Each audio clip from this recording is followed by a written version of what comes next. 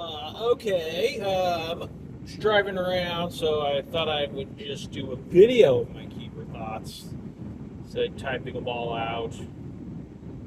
Um, so I've been in a couple of different leagues that did keepers. One was our league a few years back when we had the integrity issue. And another one was a different league. So when we did it last time, we did it round specific, where if you take, famously, if you take Jamal Charles in the 11th round or off free agency or whatever, you get him super late, and then you get him the same round the next year. Or some leagues do it where you lose a round, so Joe got him in the 11th round, so next year he gets him in the 10th, and then if he keeps him again, then he gets him in the ninth, et cetera, et cetera. The other league I was in that did the same thing, two keepers, round specific, but you could only have them on your roster for 2 years at a time. So once you had Jamal Charles on your roster at all for 2 years, you couldn't keep him anymore. So that was kind of their solution to like getting people back in the pool from that. But then what that led to was a lot of people just swapping late round keepers like that. So it was like Christian McCaffrey got drafted in the seventh or eighth round or something, sixth round, whatever he was. And then, he would get swapped with A.J. Brown or somebody else who was like a sixth or seventh rounder who ended up being really good. So, I don't know. I don't love that. And also to Grady, I think the point where Grady was making is keeping track of it gets to be a lot, especially as you get years into it. So it's like, okay, where did Joe draft that guy 6 years ago? So then it's 6-5, doing the math on all that for 12 teams and their keepers. Like, I don't think that doesn't really interest me. But I do think a couple of keepers, maybe if we just did two or three, could be fun. I think it should not be round specific. I mean, my vote would just be you just get to keep them. And then you can trade keepers and you can trade draft picks and things like that too. One of the things that there's a podcast and a product called the Fantasy Footballers, which is pretty popular.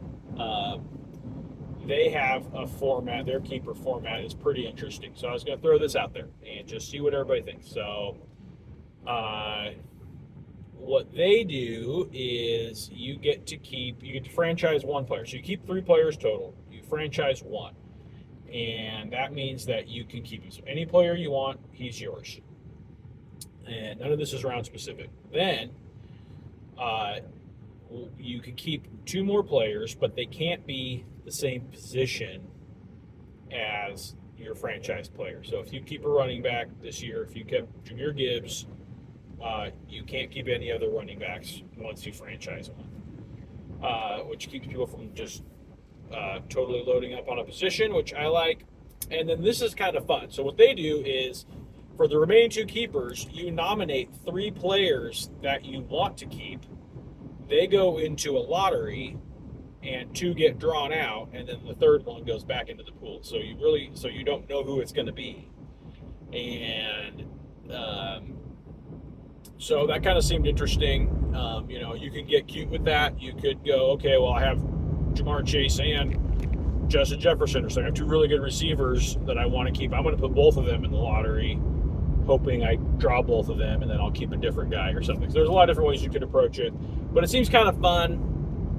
It'd be something we could do over Zoom, maybe like first part of July, or maybe even late June or something like that.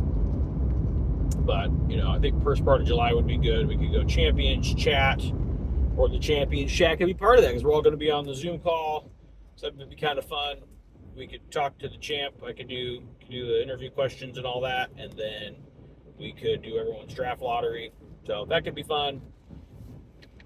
And then, so basically everybody just starts with three players on their roster, and then the first round of the draft starts. So, and you just kind of go from there. So, and then, you could trade keepers with people. You could trade picks with people. And I think that makes it a lot more interesting, too, being able to trade picks and keepers and players and things like that. So, but, I don't, I'm good either way. I think keepers would be interesting because this league is really stable. We have the same people year after year after year, and it just adds a little more gamesmanship, and maybe encourages a little more of the transactions and things like that that we don't necessarily see in this league. But it is what it is. So anyway, those are my thoughts, and just want to throw it out there.